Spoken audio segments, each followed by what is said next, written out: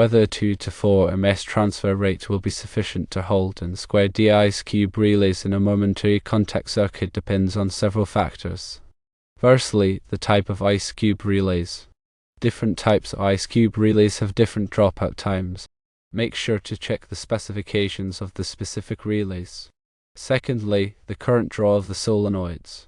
The higher the current draw of the solenoids, the more likely they are to cause the relays to drop out during a power failure. Thirdly, circuit design. The design of the circuit, including the wire gauge and length, can also affect the voltage drop and holding capacity of the relays. Based on general guidelines, a 2 to 4 ms transfer rate may not be sufficient to hold in square D ice cube relays in all cases. Here are some considerations. Firstly, the typical dropout time of square D ice cube relays.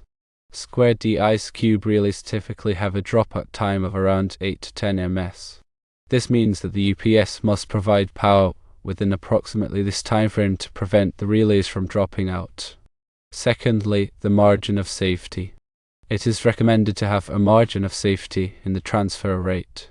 For example, if the relays have a dropout time of 8 ms, a transfer rate of 4 ms may not be sufficient to guarantee holding in. Thirdly, other factors. As mentioned above, the current draw of the solenoids and the circuit design can also affect the holding capacity of the relays. To ensure reliable holding of square D ice cube relays in a momentary contact circuit, it is recommended to use an online UPS with a transfer rate of 2 ms or less. Online UPS provide continuous and uninterrupted power, eliminating the short delay associated with line interactive UPS. This will provide a sufficient margin of safety and ensure that the relays remain energized during a power failure. The type of relay you are using is important. Relays have different dropout times depending on their construction and design. Consult the relay's datasheet to determine its specific dropout time. This is the maximum amount of time the relay can tolerate a power interruption before it de-energizes. Next, the load on the solenoids matters. Solenoids require current to remain energized. If the solenoids draw a significant amount of current, the UPS may not be able to switch over quickly enough to maintain the voltage needed to keep the relays energized, especially if it's an inexpensive UPS. Then, the circuit impedance needs consideration. The impedance of the wiring and connections in the circuit can affect the voltage drop during the transfer. Higher impedance can lead to a larger voltage drop, potentially causing the relays to drop out prematurely. The typical dropout time for square D ice cube relays is around 8 to 10 milliseconds. However, this is just an estimate. The actual dropout time can vary depending on the specific model and operating conditions. Therefore, you should check the datasheet for the relay you are using. A 2 to 4 ms transfer rate may be insufficient because the UPS transfer time should be significantly less than the relay dropout time to ensure reliable operation. Having a safety margin is crucial. A larger margin provides a buffer against variations in the relay dropout time, UPS performance, and circuit conditions. A UPS with a faster transfer rate or an online UPS is recommended to provide an adequate margin of safety. Finally, online UPS systems are generally recommended for applications where even a brief power interruption cannot be tolerated. Online UPS continuously provide power from the battery, so there is no transfer time when the main power fails. This ensures that the relays remain energized without interruption. Consider using a larger gauge wire to reduce voltage drop. Ensure all connections are clean and tight to minimize resistance. If possible, reduce the current draw of the solenoids by using more efficient solenoids or redesigning the circuit. To definitively determine if a 2 to 4 ms transfer rate is sufficient, test the system under realistic operating conditions. Monitor the relay voltage during a simulated power failure to see if it drops below the dropout voltage. If the relays drop out during the test, a UPS with a faster transfer rate or an online UPS is necessary. Keep in mind that the ambient temperature and the relay's age can also affect its dropout time. Relays tend to have longer dropout times at low temperatures.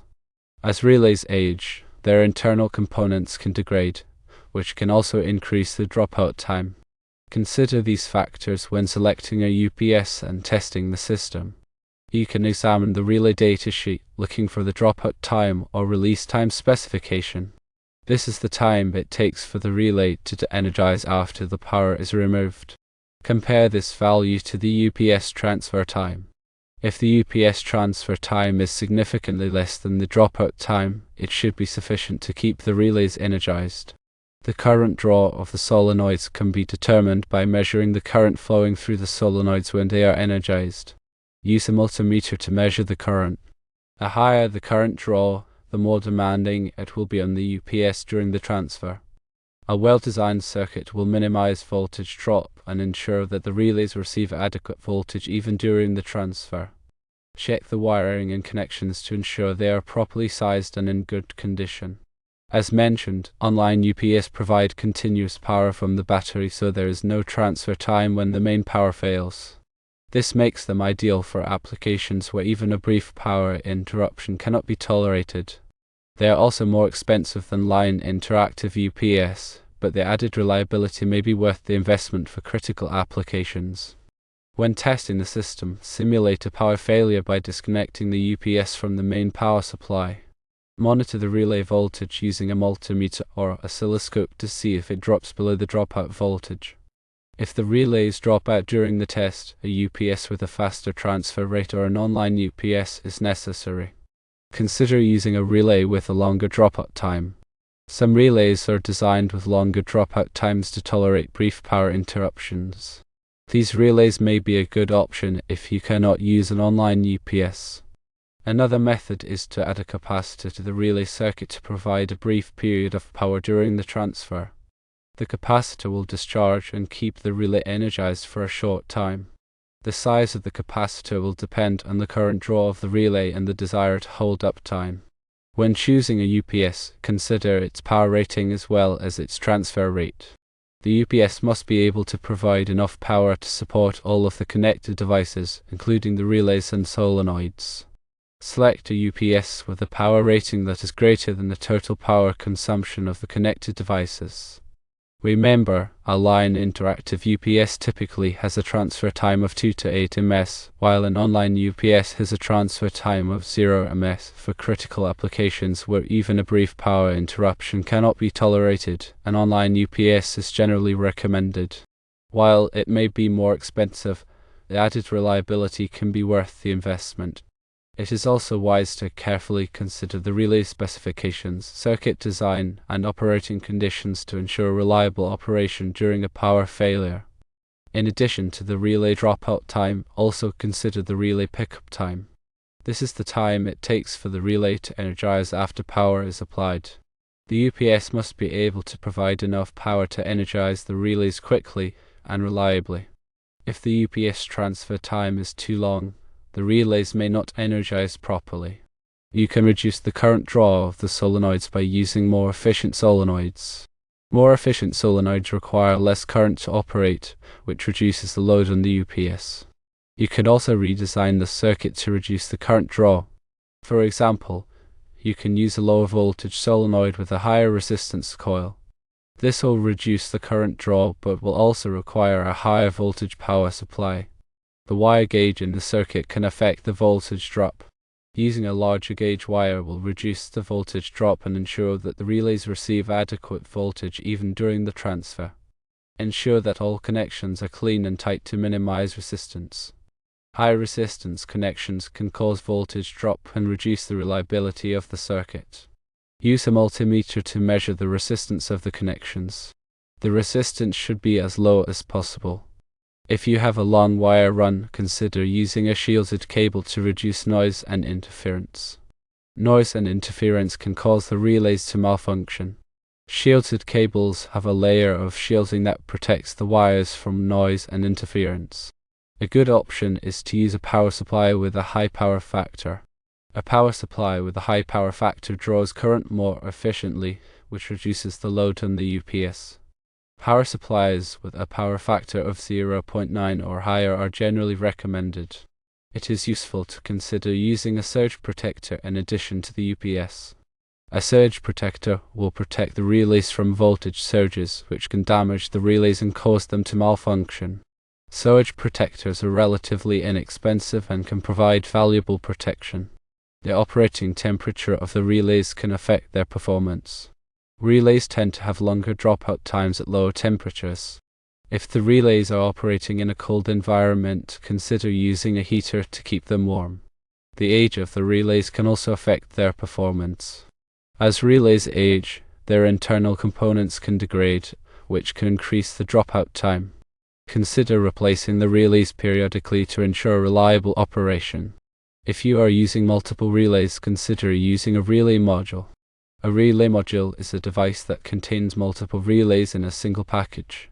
Relay modules can simplify the wiring and reduce the amount of space required for the relays. You should also be sure to properly label all of the wires and connections in the circuit. Proper labeling will make it easier to troubleshoot the circuit if there is a problem. You can use wire markers or a label maker to label the wires. It is also good practice to keep a record of the circuit design. This record should include a schematic diagram, a list of components, and a description of the circuit's operation. Keeping a record of the circuit design will make it easier to troubleshoot the circuit and make changes to it in the future. Finally, be sure to follow all applicable safety regulations when working with electrical equipment. Electrical equipment can be dangerous if not handled properly. Always disconnect the power before working on the circuit and follow all safety precautions. Using an uninterruptible power supply with a fast transfer rate is important for maintaining the continuous operation of relays in a momentary contact circuit, especially in applications where even a short interruption can lead to undesirable consequences. The transfer rate is the time it takes for the UPS to switch from the main power source to battery power when a power outage is detected. Inexpensive UPS units often have a transfer rate that is too slow for sensitive applications. Relays, especially ice cube relays like those from Square D, have a specific dropout time, which is the time they take to deactivate once power is lost. If the UPS transfer time exceeds the relay's dropout time, the relay will drop out, disrupting the circuit. It's worth examining why different types of ice cube relays have different dropout times. The dropout time of a relay is affected by several factors, including the coil inductance, the spring force, and the mass of the armature.